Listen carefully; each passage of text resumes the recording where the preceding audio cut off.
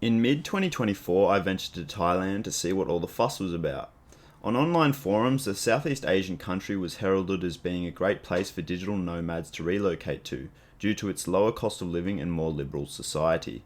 I found a place that was generally overpolluted, lacking in adequate infrastructure, with a struggling economy.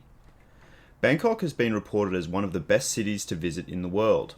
It is so polluted that one has to wear a facial mask in order to tolerate breathing in the air.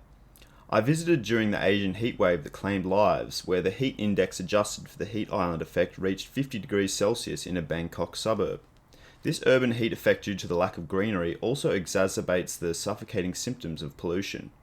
I took a cab ride once and breathed in air from outside the car, creating a toxic environment for driver and passenger. I wouldn't be surprised if cab drivers struggle to make it past 50 years of age in highly polluted cities as a result. Traffic jams were horrific. Traffic is bad often because the communal transport system is poorly connected. Major tourist hotspots like Khao San Road, famous for its backpacker partying ethos, is nowhere near a train station, nor the Wat Arun Temple. A tuk-tuk or taxi ride is the solution, where one must haggle for an affordable service. Once at the destination, one is bombarded by trinket peddlers whose prices are often absurdly high even by Western standards. This was most cringeworthy on a boat ride in the floating markets approximately 1.5 hours drive from Bangkok City, where I was offered a bag of lychees for the equivalent of $6 Aussie, a similar price that I could get them for back home. I haggled the merchant down a few bucks, to which she reluctantly accepted, drifting past me in her merchant boat at a snail's pace. Very awkward. I procured an excellent guide for my time in Bangkok, who complained of a struggling economy and his own drug habit that he was able to escape. He took me to a Muay Thai gym that I trained at for a session. I hope to train there consistently. The weekly fee for doing so was 160 Australian dollars, a price triple that of what I could procure in Australia. Another gym in a more commercial area asked for 80 Aussie dollars for one kickboxing class.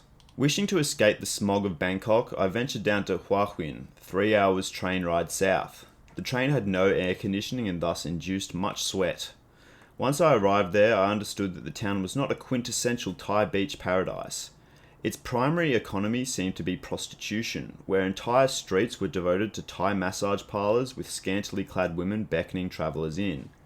Public beaches with good amenities were non-existent, so a moto ride to find a back alley to access a beach was the only way to have a swim without paying for goods to be kept at a sun lounge monitored by resort staff.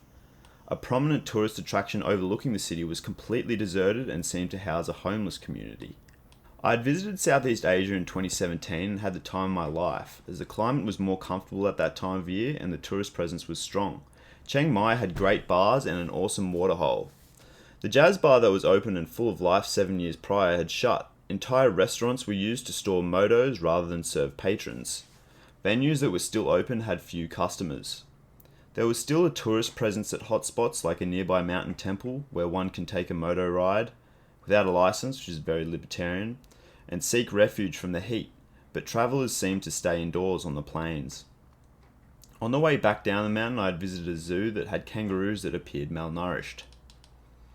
Cannabis is legalized in the country and one must be careful of its effects. Edible cannabis is easily accessible and outrageously strong, vomit and paranoia inducingly so.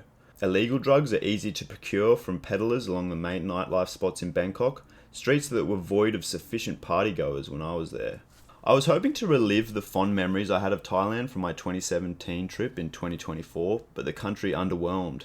It was stinkingly hot, so I could have travelled at a cooler time of year, but there was a sense of poverty in the country that should be prospering more considering the international investment over the years. It may be better down south at the famous aqua water resorts of Koh Samui, or even 2 hours drive east of Bangkok in Pattaya, but they're not accessible by train from Bangkok and therefore prohibitively difficult to get to for the frugal or impatient.